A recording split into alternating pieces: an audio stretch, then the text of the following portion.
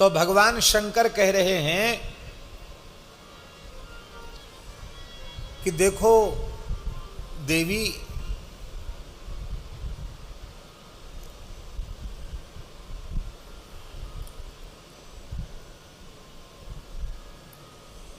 किसी के भी सामने अपने इष्ट का प्रकाश नहीं करना चाहिए। हम लोग बड़े हल्के में ले लेते हैं। मंत्र का प्रकाश, इत और मंत्रार्थ का प्रकाश और इष्ट का प्रकाश सबके सामने नहीं करना चाहिए। छिपाकर रखने की चीज है। एक छोटी सी बात आपको बता देते हैं। परम पूज्य धर्म सम्राट स्वामी श्री करपात्री जी महाराज इस देश के एक अनुपम विभूति थे, इसमें कोई किसी को संदेह नहीं है। उनकी धर्मनिष्ठा, उनका शास्त्र बोध, उनका ज्ञान, उनकी भक्ति सब अति विशिष्ट थी। आजकल तो उपाधियां कोई कुछ भी लिख ले, पर उनको जो काशी के विद्वानों ने धर्म सम्राट कहा, वस्तुतः धर्म सम्राट ही धर्म सम्राट थे। दूसरे के सामने वो शब्द कोई लगावे तो शोभा नहीं देगा। एक बार उनके अत्यंत अंतरंग परिकर ने उनसे एकांत में पूछा कि महाराज आपका इष्ट क्या है। करपात्री जी से पूछा आपका इष्ट क्या है, आप किसको अपना इष्ट मानते हैं। स्वामी जी ने कहा कि शंका क्यों हुई तुम्हारे मन में, आपके मन में शंका क्यों हुई। अरे बोले महाराज बड़ी विचित्र बात है, आप जब ज्ञान का अद्वैत का निरूपण करते हैं तो आपसे बड़ा कोई अद्वैती नहीं।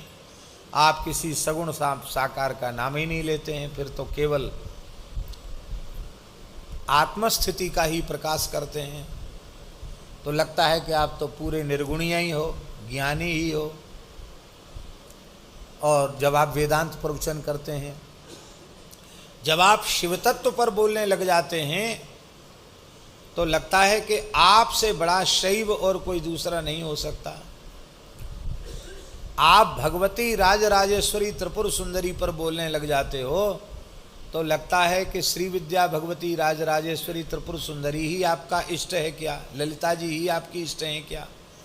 वृंदावन में राधा सुधा निधि पर प्रवचन करने लग जाते हो तो लगता है कि नहीं नहीं, आपकी तो पूरी इष्ट सर्वेश्वरी राधा रानी ही है। राधा रानी के ऐसे तत्व का निरूपण वृंदावन के बड़े बड़े रसिक ऐसे सिर खुजलाते थे कि ये काषाय वस्त्र में लिपटा हुआ दंडी सन्यासी हमारे वृंदावन की निधि का, रस ग्रंथ का ऐसा विवेचन कर रहा है, ऐसा निरूपण कर रहा है। लोग सोचते थे कि कहीं ग्रंथकर्ता स्वयं ही तो इस रूप में प्रकाश नहीं कर रहे हैं क्या। ऐसा वर्णन करते थे राधा सु, ऐसा प्रवचन करते थे स्वामी जी। भागवत का प्रवचन करें तो अनुपम, और कभी गणेश जी के तत्व का वर्णन करें तो वैसे ही विलक्षण सूर्य तत्व का वर्णन। तो हम लोग तो भ्रम में पड़ रहे हैं कि आपके शिव जी इष्ट हैं, कि कृष्ण इष्ट हैं, कि राम जी इष्ट हैं, कि देवी जी इष्ट हैं, कि गणेश जी इष्ट हैं, कि आप कुछ नहीं, आप अहम ब्रह्मास्मि वाले ही हैं। क्या है समझ में नहीं आता, आपका इष्ट क्या है। स्वामी जी सुन करके बोले कि भाई देखो ऐसा है, कुछ उदाहरण दिए उन्होंने। बोले इष्ट का प्रकाश नहीं करना चाहिए, लोग भूले रहें कि इनका इष्ट क्या है, पता ही न चले, ऐसा होना चाहिए। इष्ट को छिपा के रखना चाहिए। तो उन्होंने चरण पकड़ लिए, बोले महाराज जी अब कम से कम इस दास पर तो कृपा करके ही जाइए, आपने हमें अपना अत्यंत अंतरंग माना है। तो स्वामी जी बोले तुमने सब जगह प्रवचन का नाम तो लिया, लेकिन तुमने हमारा मंगलाचरण पर ध्यान नहीं दिया।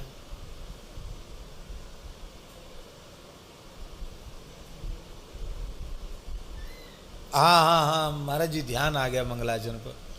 ओम नमः परमहंसा स्वादित चरण कमल चिन्मकरंदाय भक्त जनमानस निवासाय श्री रामचंद्राय श्री राम जय जय राम।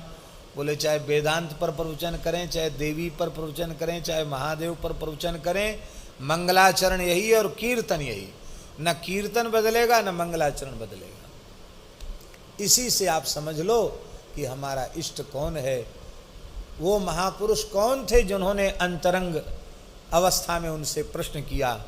वे थे भारतवर्ष के परम विद्वान करपात्री जी, जिनको अपना दक्षिण बाहु मानते थे, रामानुज संप्रदाय के श्री स्वामी देवनायकाचार्य जी महाराज। बहुत बड़े विद्वान थे स्वामी श्री देवनायकाचार्य जी महाराज। उन्होंने पूछा था, तब स्वामी जी ने नेत्र भराए स्वामी जी से। जब उन्होंने बहुत व्याकुल होकर पूछा, दोनों ही रोने लगे। बोले भैया, हम संपूर्ण स्वरूपों को रघुनाथ जी के ही रूप में देखते हैं। चाहे किसी स्वरूप का वर्णन करें, हमको लगता है कि हम श्री रघुनाथ जी के ही तत्व का निरूपण कर रहे हैं। पर इस बात को तुम सब जगह प्रचार मत करना। बोलो भक्तवत्सल भगवान की, क्योंकि इष्ट गुप्त रखना चाहिए। एक दूसरा उदाहरण देते हैं। शुक संप्रदाय के आचार्य चरण श्री सुखदेव जी महाराज के साक्षात शिष्य श्री स्वामी श्याम चरण दास जी महाराज, उनके शिष्य थे श्री राम सखी जी, जिनका यहीं बंसीवट रास मंडल में शरद पूर्णिमा के दिन ही सदेह निकुंज गमन हुआ। राम सखी जी की वाणी है, बड़ी रस की वाणी है।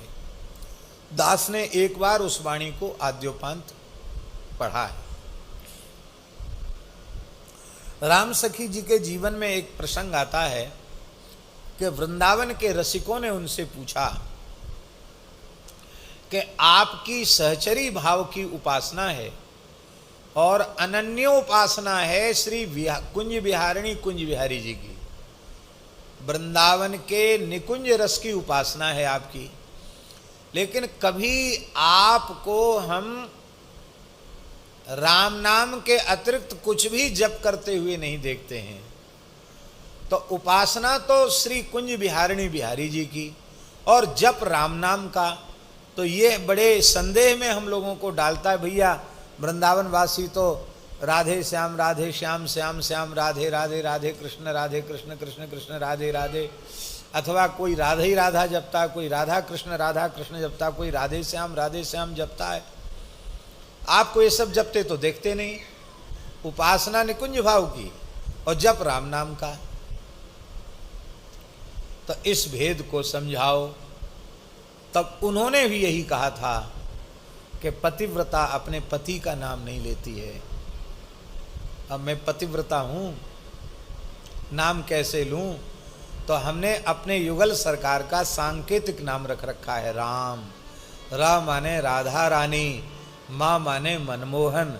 तो राम राम कहकर मैं राधा मनमोहन का स्मरण करता हूँ। राम सखी जी की साखी है, रा अक्षर श्री राधिका, माँ मनमोहन जान, राम नाम याते भयो जान ही संत सुजान। उन्होंने अपने इष्ट का प्रकाश किया। तो इष्ट का प्रकाश,